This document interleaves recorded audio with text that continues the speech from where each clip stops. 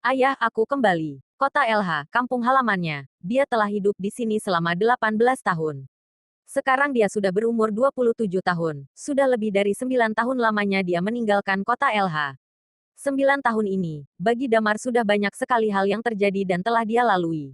Namun sebenarnya dia terkadang selalu teringat dengan orang-orang yang telah menjebaknya 9 tahun yang lalu.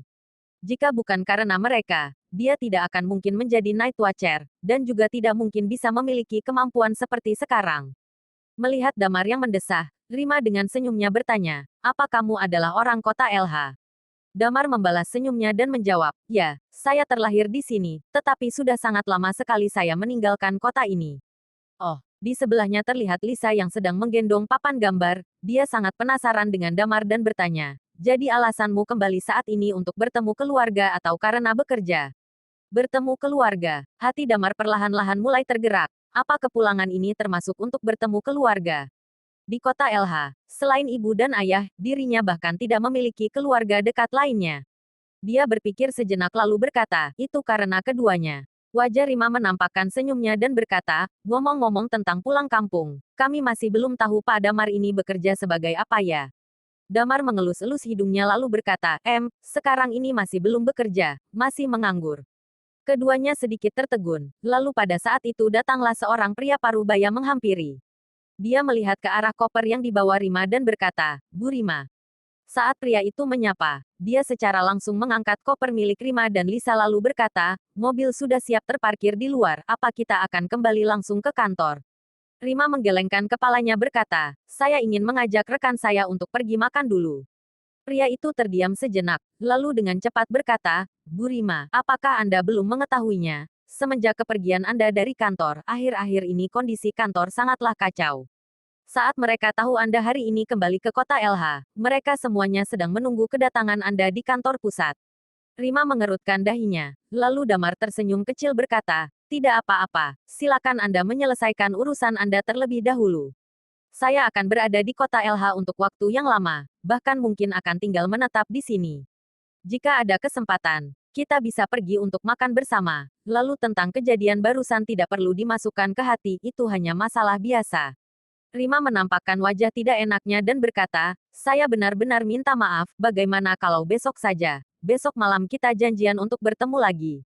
Damar menganggukkan kepalanya dan berkata, baik, tidak masalah. Baiklah kalau begitu, nanti saya akan hubungi kembali via WhatsApp ya, ujar Rima. Damar kembali menganggukkan kepalanya. Saat Rima dan Lisa pergi meninggalkan Damar, dia langsung berbalik badan dan berjalan ke tempat menunggu taksi. Di belakangnya sudah ada Tandi yang memakai masker dan berdiri di sana. Dia melihat punggung Damar dengan tatapan mengerikan. Lalu selang beberapa saat, terdengar suara nyaring yang memanggil, Tandi. Tandi langsung menoleh, di antara kerumunan orang itu, terlihat Diska yang berdiri di sana. Lalu Tandi dengan cepat membungkuk dan berkata, Kak Diska. Cek-cek tugas yang aku perintahkan padamu bagaimana kabarnya? Tanya Diska. Sudah beres, ujar Tandi dengan percaya diri. Oke. Diska menganggukkan kepalanya terlihat puas dengan jawaban Tandi dan berkata, ayo, aku akan membawamu melihat wanita cantik kota JC. Sebentar lagi kamu akan memberikan aku hasil yang memuaskan. Tidak peduli bagaimana caranya, kamu tetaplah seorang selebriti. Jangan dibahas lagi Kak Diska, wanita cantik di kota JC ada banyak sekali. Aku tadi di pesawat bertemu dengan wanita cantik nan memesona, tetapi sialnya aku malah dipermalukan oleh seorang bocah dan membuatku kelewat emosi. Tandi menunjuk-nunjuk ke arah Damar yang perlahan mulai berjalan jauh. Diska mencoba melihatnya, lalu dia mengerutkan dahinya dan berkata, loh, dilihat dari belakang dia kelihatan seperti Damar. Namun dengan cepat dia menggeleng-gelengkan kepalanya. Dia tidak mengira bahwa Damar akan berani kembali ke kota LH. Di matanya, Damar pasti kesulitan mendapatkan pekerjaan yang bagus di kota JC. Sementara nama baik Damar di kota LH memang sudah sangat buruk, kepulangannya ini sepenuhnya seperti dia tidak mampu lagi menemukan keberadaan dirinya sendiri di kota ini.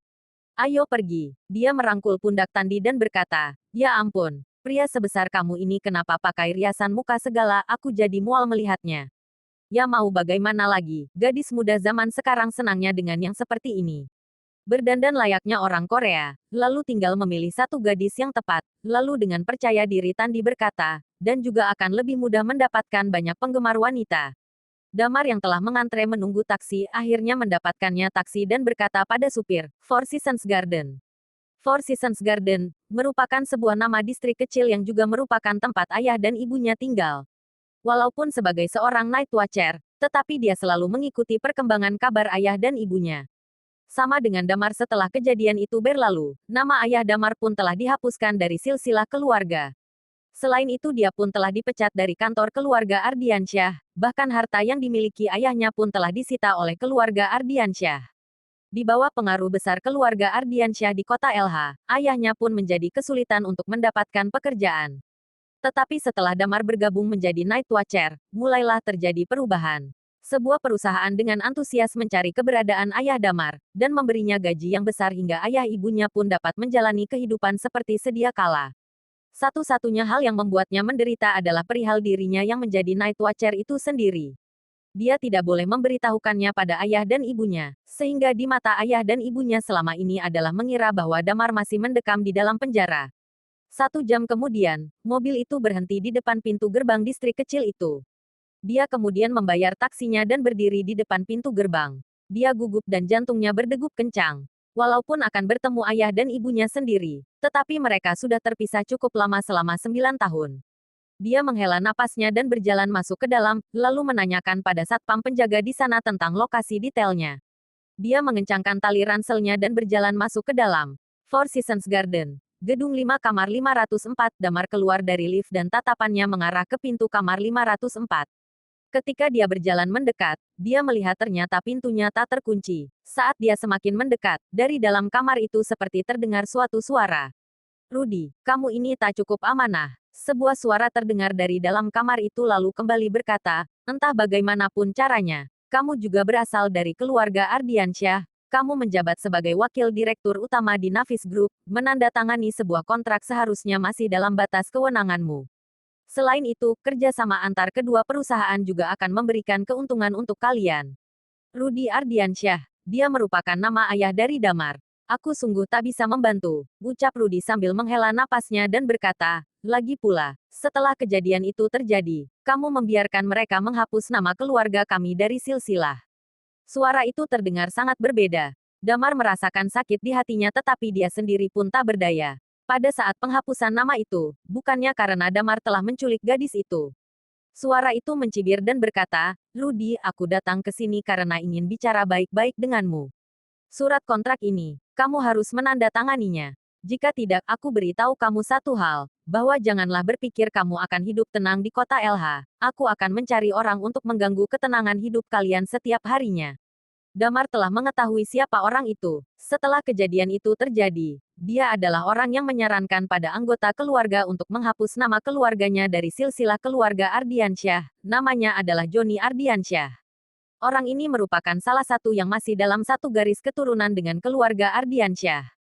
Pada saat Rudy sudah tidak memiliki kedudukan lagi di keluarga dan telah dihapuskan namanya dari silsilah keluarga, dia adalah orang yang paling diuntungkan dari kejadian itu.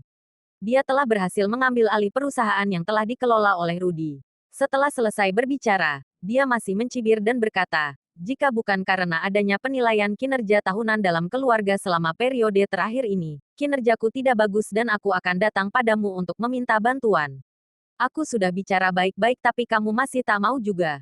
Tak tahu diri. Rudy menghela napasnya dan berkata, Johnny, kamu ini jangan keterlaluan. Selama 9 tahun ini, aku sudah cukup bersembunyi, tidak melawan, dan juga telah dihapus dari silsilah keluarga. Untuk apa kamu berbuat seperti ini? Jangan bicara omong kosong denganku. Kamu tanda tangan atau tidak? Johnny terlihat sudah kehilangan kesabarannya. Lalu dia mencibir, jika tidak mau tanda tangan, aku bisa jamin. Kehidupanmu bersama istrimu tidak akan aman. Aku masih ingat menantu perempuanmu itu menderita asma. Kamu, suara Rudy terdengar dipenuhi dengan amarah.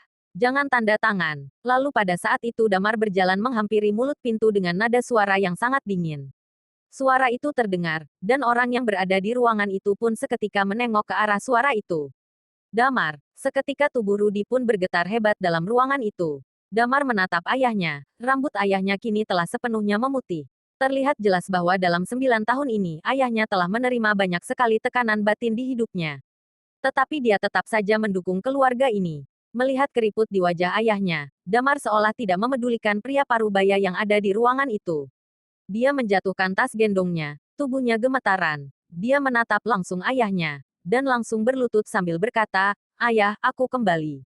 Mata Rudy seketika berkaca-kaca. Dia benar-benar tak memedulikan keberadaan Johnny di sana. Bola matanya seketika memerah dan air mata pun mulai jatuh dari pelupuk matanya. Kemudian dia berjalan ke arah Damar dan membantunya berdiri. Mengusap air matanya, menepuk-nepuk bahu Damar tanpa sepatah kata apapun. "Kembalilah, nak, kembalilah. Loh, bukannya kamu harusnya dipenjara seumur hidup? Bagaimana caranya kamu kembali? Oh, kamu pasti kabur dari penjara, kan?" Tanya Johnny yang terduduk di sofa ruangan. Kemudian dia tampak berpikir sejenak, menatap Damar sambil mencibirnya. "Yang baru saja mengatakan jangan tanda tangan itu kamu, kan?" Damar menyeka air matanya, lalu menoleh ke arah Johnny di sampingnya. Kata demi kata terucap dari bibirnya. "Sepertinya aku baru saja mendengar kamu mengancam ayahku, bukan?" Bersambung.